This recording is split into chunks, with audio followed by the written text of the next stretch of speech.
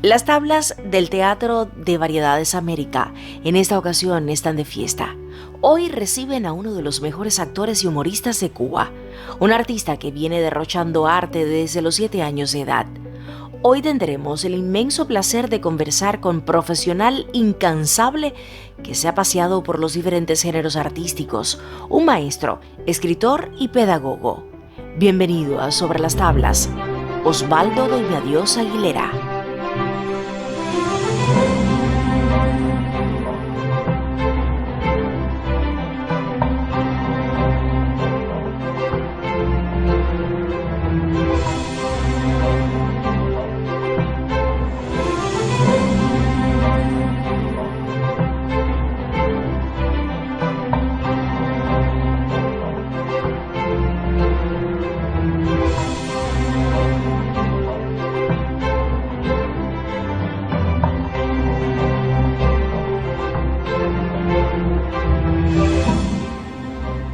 Hola, bienvenido.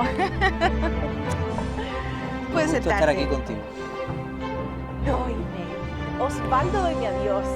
¿Dónde naciste? En Holguín, en el año 64, en una de las lunas del 64, como dice la canción de Liuba, en un amanecer casi del 64. Oh, ¿cómo fue tu infancia?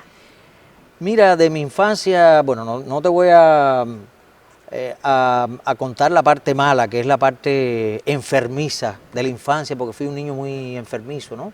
Me enfermaba con demasiada frecuencia. Lo que me llevó también a refugiarme en la literatura, a leer mucho, a aprender a leer y escribir antes de ir a la escuela. Y eso me abrió como puertas hacia mí mismo, creo, ¿no? Porque la literatura tiene ese don.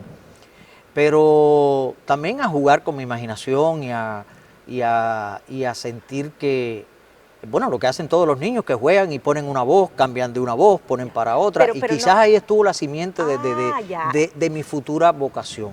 O sea que tú crees que ya sentías de niño que tenías ciertas aptitudes para Sí. la actuación, el humor. No. Yo dije cuando tenía ya 4 años que yo iba a ser actor. Oh, qué bien. Hasta hoy. qué Yo bien. nunca, no fui un niño que dije que quería ser médico, o policía o cosmonauta, nunca. ¿Y Yo tus dije que iba a padres, ser actor. cuando tú dijiste eso, tus padres... Sí, lo tomaron a bien, no había ningún referente en la familia, no había nadie con digamos, que se hubiera ejercitado en este campo. Nací también en una familia muy humilde, y esto no es para las autobiografías de los murales, realmente fue así, una familia de campesinos que habían emigrado a la ciudad, de los cinturones de los barrios, de los cinturones de las ciudades, ¿no? Y decir eso era un poco ilógico en medio de familias que venían de estirpes campesinas. Y entonces mi madre y mi padre sí siempre me apoyaron. Cuando tenía como 6 años me llevaron... 6 o 7 años, sí. Sí, 6 Creo o 7 que años, no sí. fue el humor la primera cosa que... No. Me llevaron a un grupo que existía en la ciudad de Holguín, asociado a la radio, de niños que, tú sabes, en las programaciones de programas infantiles de la radio, me llevaron, me hicieron una prueba, me quedé allí y estaban buscando la voz de un niño para una radionovela, una versión de Cumbres Borrascosas para la radio. Y me escogieron y esa fue mi primera experiencia en la radio haciendo un personaje en Cumbres Borrascosas. Qué bien, qué maravilla. O sea, trabajando desde los 6 o 7 años. 7 años de una aproximadamente. manera... Sí, y entonces me quedé en la emisora de Holguín, en Radio Angulo, pues trabajando en todos los programas de corte infantil de la emisora, noticieros o programas variados, revistas infantiles, donde también hacía muchas voces a veces. Tú sabes, toda esa cosa que demanda la radio, pues creo que fue como una primera escuela. ¿Y cómo fue el proceso para entrar en el ISA? ¿Quién te ayudó? ¿Tuviste alguna asesoría? Mira, nosotros llegamos a Santiago de Cuba, que fue donde nos enteramos hoy en la escuela. Oye, dicen que las pruebas son mañana. ¿Cómo? Mañana, esas cosas que suceden en las provincias. Que suelen suceder. Y esas descoordinaciones de las que tanto... que tantas cosas, que tanto padecemos. Y de momento me dice una muchacha que quería hacer también las pruebas para Elisa, oye, las pruebas son en Santiago, y llamamos, sí, en Santiago. Entonces, un tren para Santiago, y cuando llegamos, recuerdo a Flora Lauten, que estaba, y Sonia Pérez Biotti, que una gran maestra que tuve en Elisa de literatura, estaba Francisco López Hacha también allí, una persona que quiero muchísimo. Pero bueno, al frente de aquello estaba Flora, y las pruebas eran en el Cabildo Teatral de Santiago, y nosotros íbamos o sea, normalmente para presentarte a los exámenes de Elisa tienes que ir con un texto aprendido, con una canción, con un poema, bueno, como para la ENA también. Y nosotros íbamos todos, pero decían, no. Sonia Pérez Biotti nos dijo, no, ustedes tienen que ir a después presentarse a la escuela de instructores de teatro, porque si no vienen con la preparación, decían, no, yo me hacía un monólogo. Y así yo empecé con tanta vehemencia, déjenme hacer algo, bueno, pónganme a improvisar, pónganme a hacer esto. Y ellas ya, parece que yo molesté tanto que me dijeron, a ver, mijo, a ver, ¿qué tú vas a hacer? Entonces empecé a hacer un monólogo, me pusieron una improvisación con un objeto, no, pero me hacía un poema también, no, yo canto, a ver, ¿qué es lo que hay que hacer?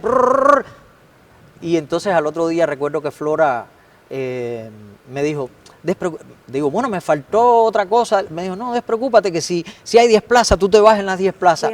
Y eso fue una maravilla. Un alivio. Y entonces vine a Elisa en el año 1982 a estudiar. ¿Te graduaste por allá por el año 1980? En el 87, en un grupo, éramos 2 grupos, pero imagínate que ahí estaba Broselianda, ahí estaba...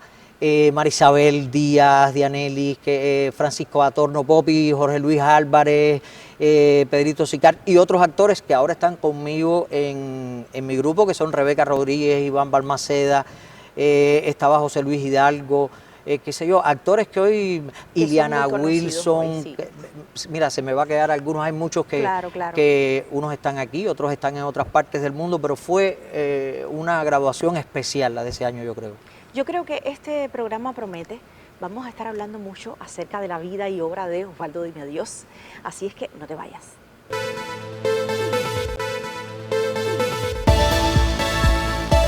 Hasta último momento estuve indeciso. Por poco y no vengo, porque me entra al final la duda que si esta ropa, que si la otra, que una camisa, que la corbata, no, que esto, lo otro, que si los zapatos. Yo con los zapatos, por lo menos, caballero, lo que tengo es trauma. De verdad que yo no sé ustedes, pero yo no sé, a lo mejor hay otros cubanos que piensan lo mismo que yo, pero yo tengo que ser sincero, tengo un zapato en la cabeza. No, porque desde que nací estoy oyendo es como una canción vieja que tú escuchas muchas veces, es como las madres cuando dicen, en una casa nunca se termina, ay, yo voy a ver qué se van a hacer cuando yo les falte. Es lo mismo, pero con los zapatos. Desde que tú naces es lo mismo, no rayes los zapatos, cuidado que te tienen que durar todo el curso, ay, Dios, no, yo con los zapatos, de verdad que los zapatos para nosotros son como un objeto de culto. Y ahora los niños todos quieren usar zapatos de marca, pero cuando yo, en mi generación, por ejemplo, eran 2 opciones, o zapatos colegiales o botas ortopédicas. Y aquí estamos unas cuantas personas que tuvimos la suerte de tener el pie plano. Pero ahí no para... Mira, en este país se han visto todas las inventivas con los zapatos, desde sandalias de pelotas de playa, de cables pelados, de gomitas de suero, de neumáticos de carro, las famosas guarachas que se pueden seguir usando, pero ojo, cuidado con, o sea, a la hora de usted lavar las guarachas, si se queda el agua, porque puede ser un posible foco de Aedes aegypti. Con la revolución del plástico en los años 70 llegaron los zapatos plásticos, que fueron de la moda no solo el último grito, sino una gritería en las tiendas. Causaron furor, y bueno, no solo en las tiendas, después causaron furor en los pies. Yo tengo una amiga que anda por ahí que dice que todavía tiene un esguince crónico desde esa época, porque hasta tacón alto tenían, las mujeres caminaban como si estuvieran caminando en punto y coma, así. Yo estaba becado y me tocaban, y nosotros ingenuos, 7º grado, así, la nueva escuela y tal cosa, o sea, le echábamos grasa de pelo para que brillaran, te paraban a formar ahí cuando venía el polvo y te hacía... que te quitaban los zapatos, te quedaban los pies que parecían unas libretas cuadriculadas. No, y cuando te formaban a la 1 de la tarde en medio de la plaza con el sol que hace en este país, tú mirabas para abajo y yo veía que los pies parecía que yo estaba hirviendo calamares así. Yo veía hasta los tentáculos y todo, de verdad que sí.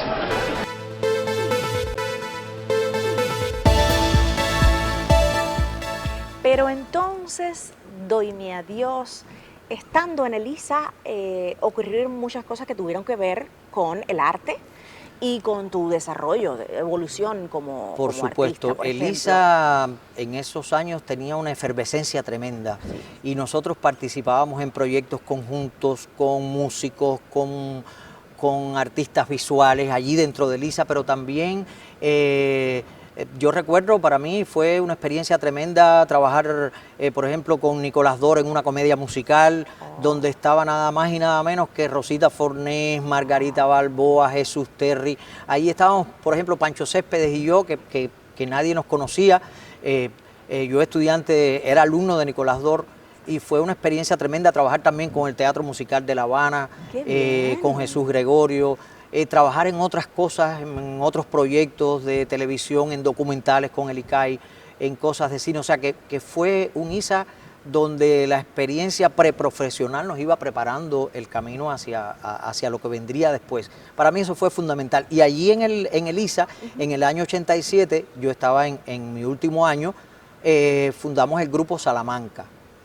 Pero a la par de Salamanca, en las vacaciones nos íbamos a Moa, en un proyecto de investigación en la zona de Moa, y cuando me gradué, entonces me voy a Moa con Teatro del Este, un grupo que estaba al frente, José Oriol, y nos vamos a trabajar a Moa a hacer el servicio social, pero sin desligarme de Salamanca tampoco, que estaba aquí en La Habana, estudiando en Elisa. O sea, estabas haciendo varias cosas a la vez. En muchos lugares al mismo tiempo. Y tengo entendido que empezaste el magisterio, porque también comenzaste a impartir clases en el Instituto Superior de Arte, muy joven, más o menos en esas fechas. Sí, a ver, yo me gradué en el 87. A finales del 88 se termina la experiencia de MOA, de aquel grupo de investigación que teníamos en MOA, Teatro del Este, y entonces vengo a La Habana, me presento Armando Suárez del Villar, que es una persona fundamental en mi vida, como mentor. Me dice, empieza a prepararte para que te presentes a un examen de oposición para ser profesor de actuación de los alumnos de canto. Y Armando me puso a leerme argumentos de ópera, a escuchar óperas, a ver trabajos. Fue una época que yo creo que yo crecí mucho culturalmente en muchos sentidos. Y entonces empecé a dar clases en el curso 88-89, creo que fue, en el ISA, a los estudiantes de canto, dándole clases de actuación. Sí. Recuerdo el primer día de clases, los alumnos no querían entrar porque pensaban que yo, como yo estaba en Salamanca, que yo los estaba corriendo una máquina. Decían, no, me veían un tipo pelú en sandalias en la puerta, arriba entren, no querían entrar. Tuve que buscar a Armando y decirle, Armando, explícale a mis alumnos que yo soy su profesor. El humor le debe también a Osvaldo Doyme a Dios, porque fundaste el Centro Promotor del Humor en el año 95, ¿fue? ¿95? Mira, sí, por ahí. Déjame hacer una aclaración. El primer Centro Promotor del Humor lo funda Virulo en el Cine Teatro Acapulco. Después no quiero problemas. Sí, en el Cine Teatro Acapulco. Él funda esa idea. El error fue mío. No es tuyo, pero después. Pero ese primer Centro Promotor del Humor carecía de fundamentación jurídica. Era algo que, por la voluntad de que existía, ahí él se radica en México y yo me quedo al frente junto a otros. Bueno, estaba Carlos Ruiz de la Tejera, estaba Pelayo, pero me quedé al frente yo hasta el 92, que nos cerraron el Acapulco. Y entonces, a partir del 92, el año 93 y el 94, estuve ahí tocando todas las puertas, algunas se abrieron y otras no, hasta que logré que se abriera el Centro del Humor, pero con un nuevo concepto, con una fundamentación teórica, que estuviera avalado, donde también el Estado no ponía presupuesto en nosotros, o sea, no era un centro presupuestado, sino que era un centro autofinanciado.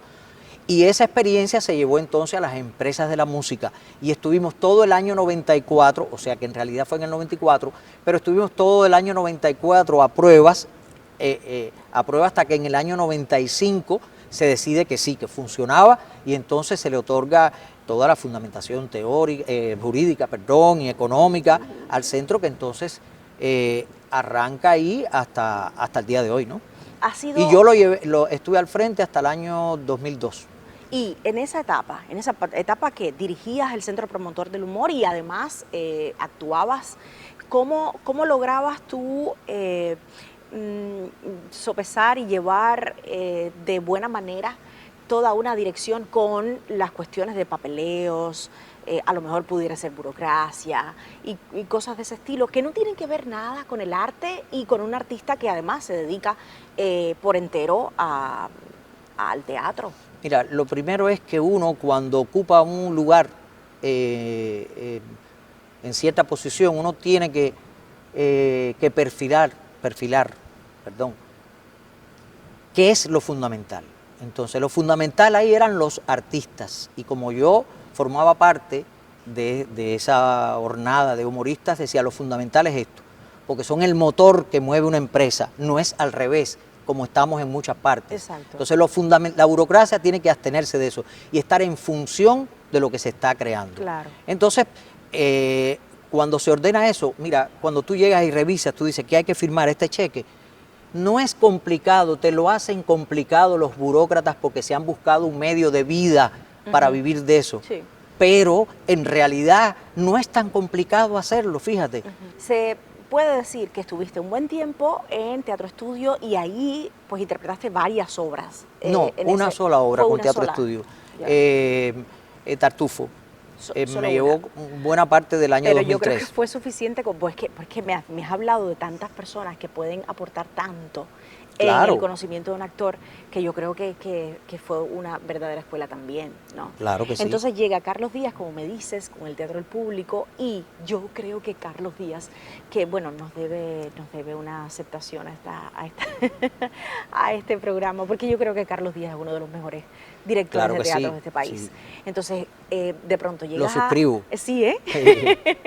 Bueno, allí al público, en el público estuve trabajando 17 años de mi vida, hasta que, bueno, después hablaremos del otro proyecto en el que estoy ahora, pero una etapa bien intensa, una etapa preciosa de mi vida allí, en obras como Ícaros, que fue un montaje que hizo Carlos, que era una cosa genial, no tengo otra palabra para decirlo. Vino Santa Cecilia, Fedra, La Ramera Respetuosa,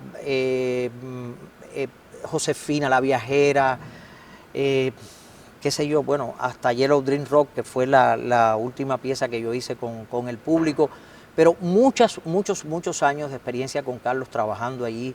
Carlos es un director que trabaja hasta el detalle de las cosas, por supuesto, entre la fastuosidad del teatro que hace hermoso, y el trabajo que va haciendo con el actor. Para mí fue una etapa de crecimiento estar allí en el público, y también participar desde el público en la formación también de estudiantes de la Escuela Nacional de Teatro, que muchos de ellos, como eso es una unidad docente, compartía las labores con Carlos y con Fernando Echavarría de profesor de las tesis de los estudiantes de la Escuela Nacional de Teatro. O sea, que también Carlos te provee para poder enseñar parte de ese arte y, bueno, parte de tu arte. En la Escuela Nacional. ¡Ay, qué maravilla! También. ¡Qué maravilla! Les estoy diciendo que este programa, bueno, pues está siendo muy grato. Siempre digo a mis invitados que aprendo con cada persona que se sienta a mi lado. Y tú eres un profesor no solo de teatro, sino también de la vida. Gracias. Así es que no te vayas, que venimos con más.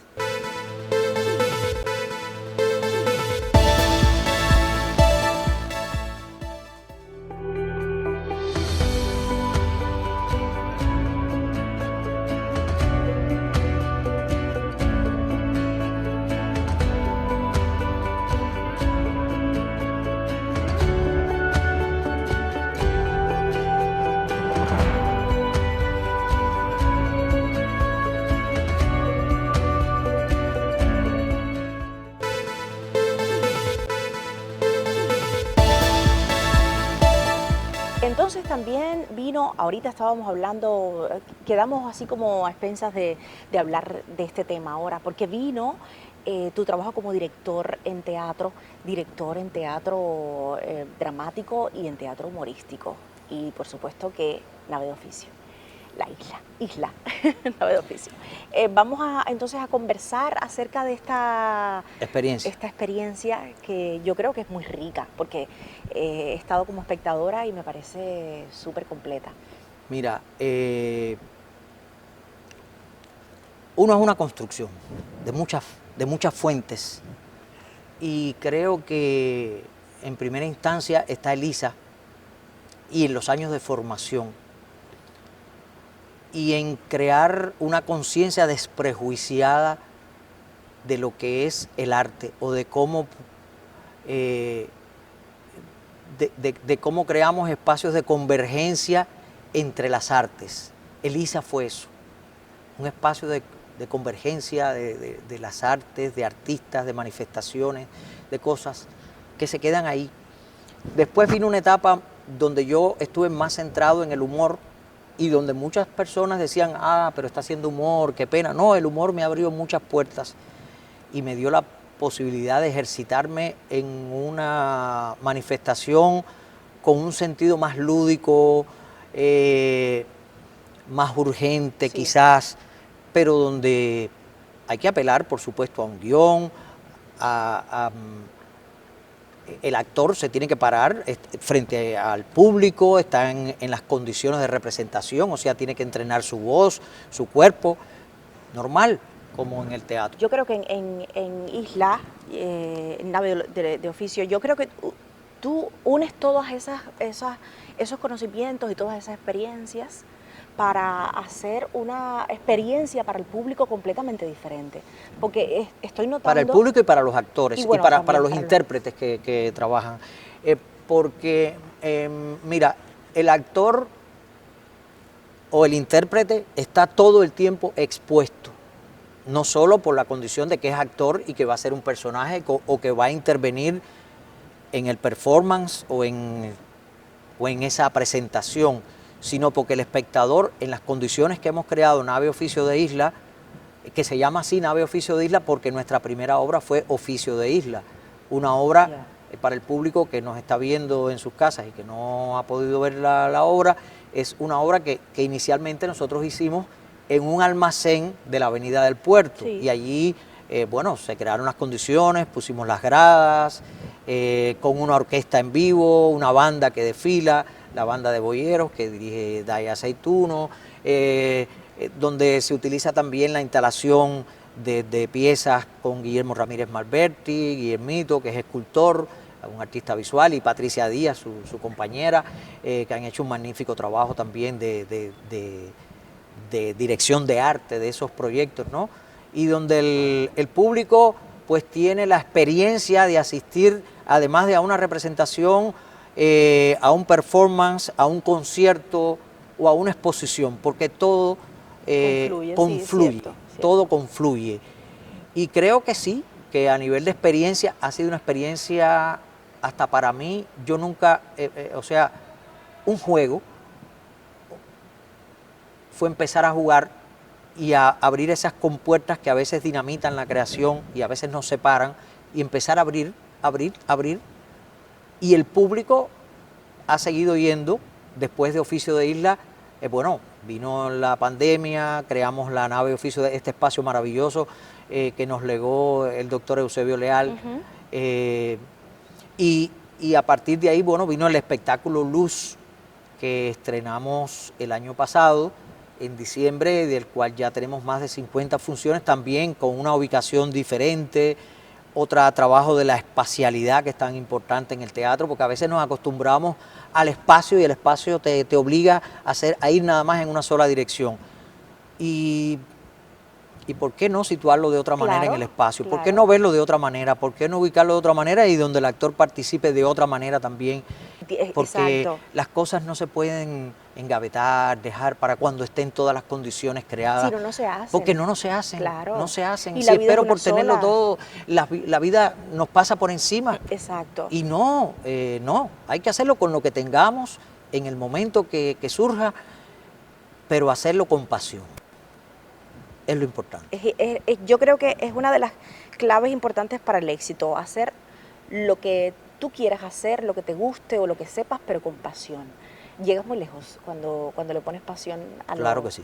a lo que intentas. Yo te digo que estoy aprendiendo todo el tiempo, ahora mismo contigo, y tu vida es tan rica, tu vida como actor, como escritor, como guionista, como director, como profesor, como pudiera decirse teatrólogo, porque ya le sabes a una serie de elementos en el teatro e incursionas en esas cuestiones también. No, pero a ver, yo todo me lo planteo como que soy un actor que juega.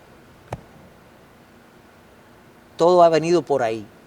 Pues entonces yo te propongo algo, no sé si te parezca bien, invitarte en otro momento a, por ejemplo, un segundo espacio, un segundo encuentro, puede ser el viernes que viene. El viernes que viene, aquí estoy. ¿Te parece ¿A la bien, misma hora? entonces? Sí, a la misma hora. Bueno, a la misma hora nos vemos aquí. Exacto, para seguir conversando de tu vida. Contigo y hablar obra. siempre es muy placentero, de verdad. Así Muchísimas que gracias. el viernes yo estoy aquí. Ay, qué bien. Muchísimas gracias entonces por asistir No, a gracias a ti, al equipo maravilloso que tienes detrás de este programa por la invitación. Muchas gracias también por la sencillez, por el talento, por aceptar nuestra invitación y por estar aquí sobre las tablas. Así es que nos vemos la próxima semana. ¿Está bien? Aquí estoy. Un gusto. Un gusto también. Para mí es un placer haber compartido contigo. Así despedimos a este maestro, que es Osvaldo Doime a Dios, un actor con el que millones de personas con sus magistrales actuaciones hemos llorado, sufrido y odiado, como también se nos han salido las tripas de tanto reírnos, como decimos en buen cubano. Desde 1985, Doime, como cariñosamente le llamamos sus allegados, se viene entregando en cuerpo y alma como estudiante, compañero, colega, director, actor, profesor, humorista, padre y esposo. Doime a Dios se ha sabido ganar el amor y respeto de todo un país, como también ha sido ejemplo, faro y guía de su hija Andrea, brillante actriz que ha demostrado ser hija de Majá y salió pinta, como dice el dicho. Y si de dicho hablamos, ya todo, o casi todo está dicho. Dicho así, gracias maestro por ser ejemplo para el gremio actoral. Gracias por su pedagogía y entrega en cada trabajo que realiza. Hasta una próxima vez. Osvaldo Doime a Dios.